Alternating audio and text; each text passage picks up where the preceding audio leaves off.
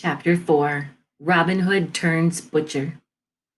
Now, after all these things have happened, Robin Hood said to himself, I will make our sheriff pay for what that which he has done to me. Maybe I will bring him into Sherwood Forest and have him to a right merry feast with us. When Robin Hood caught a baron, a squire, a fat abbot, or bishop, he brought them to the greenwood tree and feasted them. Then he lightened their purses. So one day he took up his stout kugel and set forth to seek adventure. He met a young butcher driving a fine mare and riding in a new cart hung all about with meat. Good morning to you, jolly fellow, said Robin. You seem happy this merry morn. Aye, said the butcher, and should I not be? Am I not to be married to the bonniest lass in all Nottinghamshire on Thursday next? Where goes you with your meat, my fair friend? Robin asked. I go to the market at Nottingham town, answered the butcher. But who are you? Men do call me Robin Hood. Well, do I know your name? An honest man am I, so trouble me not, good master. Nay, heaven forbid, said Robin. He plucked his purse from his belt. Will you close a bargain with me and take 6 marks for your cart and meat? Now may the blessings of all the saints fall on your head, cried the butcher joyfully. He leapt down from his cart and took the purse Robin Hood held out to him. Robin Hood put on the butcher's apron, climbed into the cart, and drove off to Nottingham town. When he came to Nottingham, he opened his stall and spread his meat upon a bench.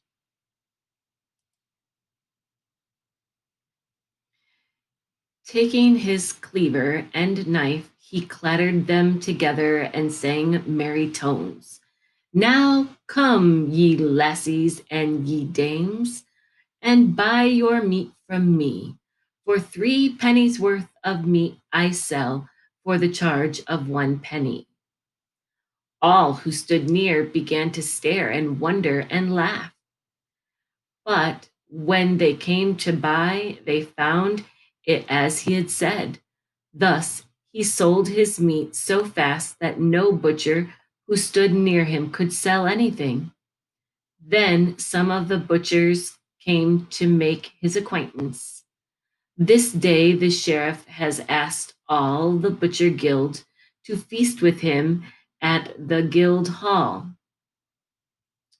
There will be stout fare and much to drink, said one who was the head of them all. I will go dine with you all, my sweet lads, said Jolly Robin. He closed his stall and went with them. When Robin and those that were with him came into the hall, the sheriff heard the talking among the men. He has sold his land for silver and gold and means to spend it all right merrily, they said. The sheriff called Robin to sit close on his right side so he might lighten Robin's pockets. Now, brothers, I swear neither butcher nor sheriff shall pay 1 penny for this feast, cried Robin.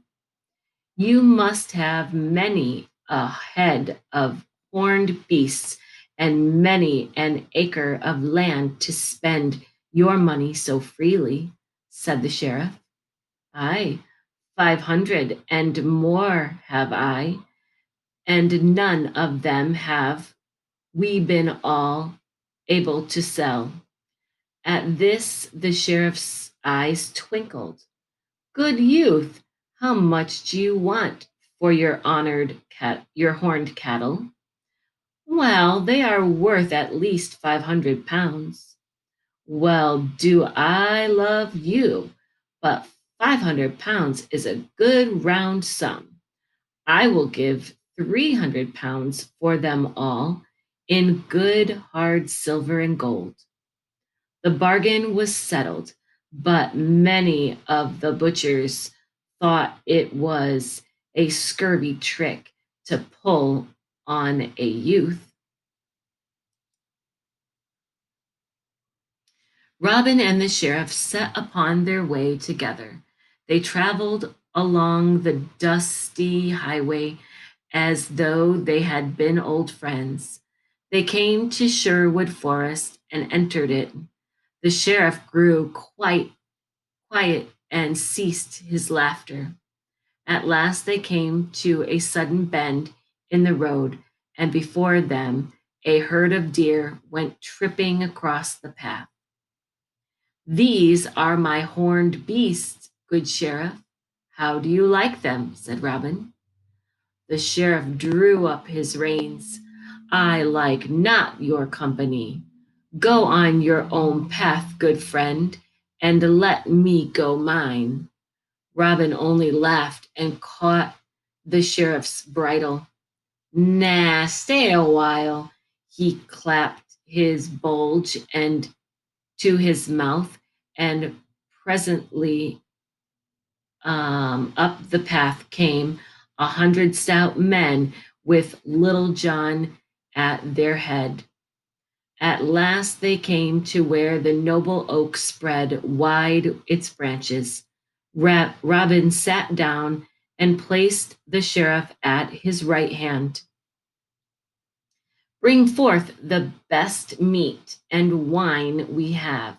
His worship, the sheriff, has feasted me in Nottingham Guildhall today, and I would not have give would not have him go back empty.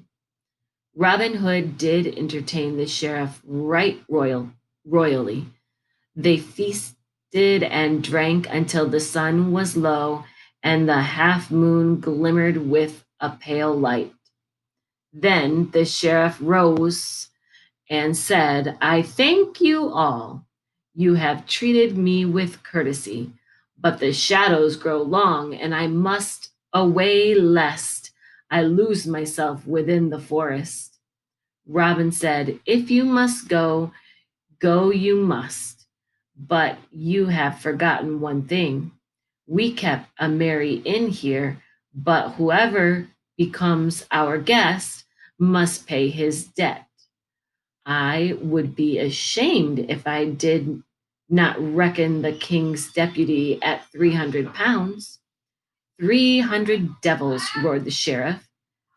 Think you that your beggarly feast was worth 3 pounds, let alone 300?